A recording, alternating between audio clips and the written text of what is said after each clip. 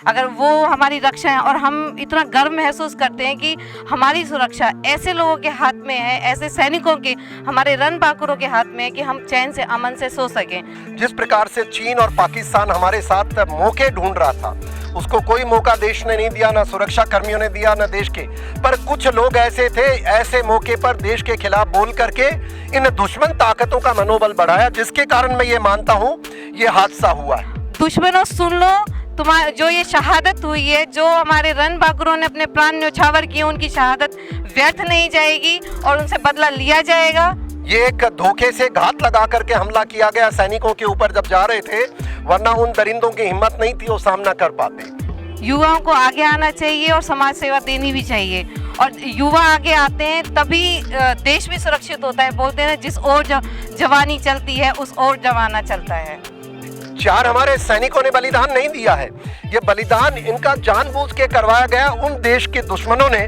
उसमें चाइना शामिल है, पाकिस्तान शामिल है, वो आधे जो देश के अंदर बैठ के देश के विरोधी बातें करते हैं, वो लोग गद्दार भी शामिल हैं।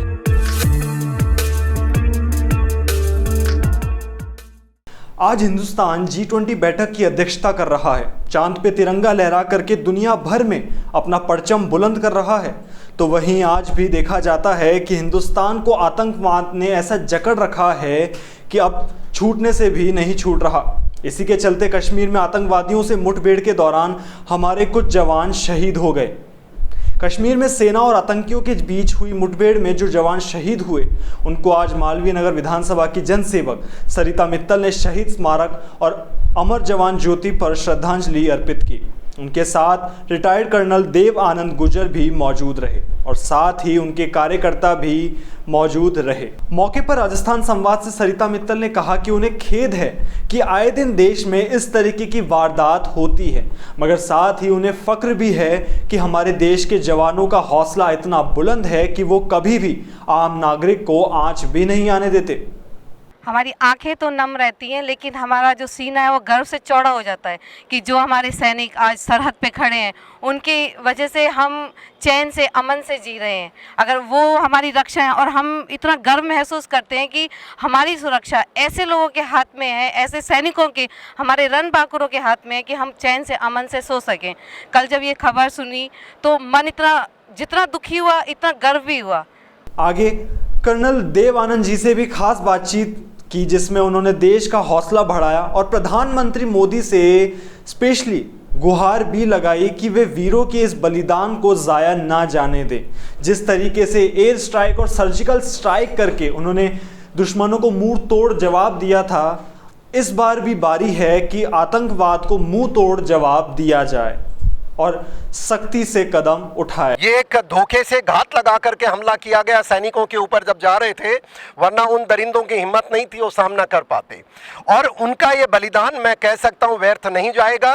और आज हम सब लोग, सरिता जी हमारे सरिता मित्तल जी हैं जिन्होंने ये कार्यक्रम रखा, हम सैनिकों को याद किया, और हम आज इस श्रद्धांजलि के अंदर कार्यक्रम में आए हैं, इसीलिए आए हैं ये बताने के लिए कि हमारा मनोबल देश का कम नहीं हो सकता है। ये जो बलिदान हुआ है उनका बदला पूरा देश लेगा, और मुझे उम्मीद है, जैसा मैं सरकार को और मोदी जी को समझता हूं, इस चीज़ का बदला लेने में वो विलंब नहीं करेंगे, क्योंकि आज ये देश के सम्मान की बात है। 4 हमारे सैनिकों ने बलिदान नहीं दिया है, ये बलिदान इनका जानबूझ के करवाया गया उन देश के दुश्मनों ने। उसमें चाइना शामिल है, पाकिस्तान शामिल है, वो आधे जो देश के अंदर बैठ के देश के विरोधी बातें करते हैं, वो लोग गद्दार भी शामिल हैं। मैं मानता हूं इनको मुंह तोड़ जवाब देने के लिए अब जहां पर ये उग्रवाद की जो जड़ें हैं, वो जड़ें हैं पाकिस्तान, हमारे पीओके के अंदर।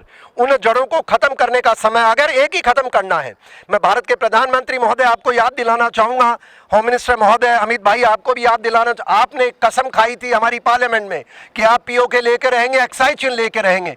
अब समय आ गया है, क्योंकि ये जगह क्यों लेनी है, ये इसलिए लेनी कि जो टेररिज्म, उग्रवाद की जो जड़ें हैं वो वहाँ पर हैं, और वहाँ जब तक उनको ख़त्म नहीं करेंगे, मैं मानता हूँ ये हमारे लिए एक तरह कल्मिनेशन नहीं आएगा और अब जल्दी से जल्दी लेने का समय आ चुका है।